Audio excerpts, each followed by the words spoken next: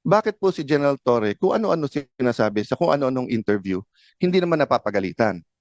So ang dating po sa lower rank, bawal partisan kung kalaban. Kung kakampi yung sinabi mo, pwede.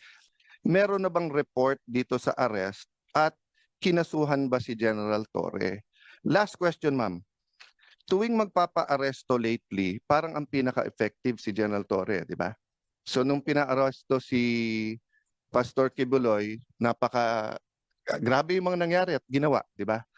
Nung pinaaresto po si President Duterte, yun naman pinag-uusapan natin, nakita naman natin. Nung nag-hearing po ako tungkol sa tulay na sa Isabela na gumiba, hindi po nag-attend si Secretary Bunoan. Sinabi ko lang, kailangan ko pa bang i-designate si General Torre para kunin si Secretary? The next time, nag-attend na siya. So ito, tanong ko ma'am, pag nag-issue tayo ng supina at hindi siya mag-attend at kinontempt natin, pwede bang ang utusang kong hulihin si General Torre ay si General Torre?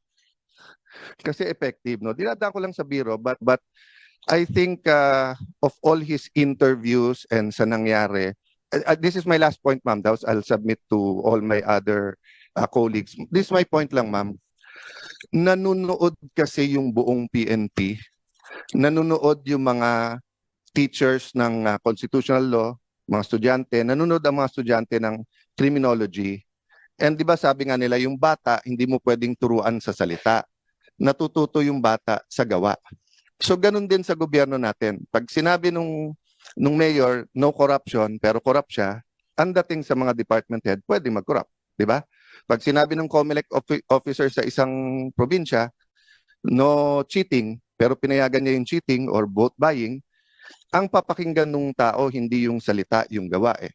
So kung mali yung pagka-aresto, nangangamba ako na especially sa lugar na walang internet, walang cellphone, baka ito yung masunod eh. Humihingi sila ng counsel nila o doktor tapos hindi pagbibigyan, no?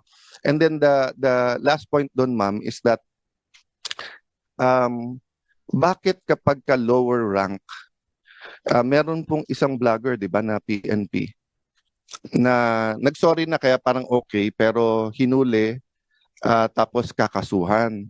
I understand that. At magandang rule yon na pagka ikaw ay sundalo o pulis, ay hindi ka basta pwedeng, hindi ka pwedeng partisan, di ba?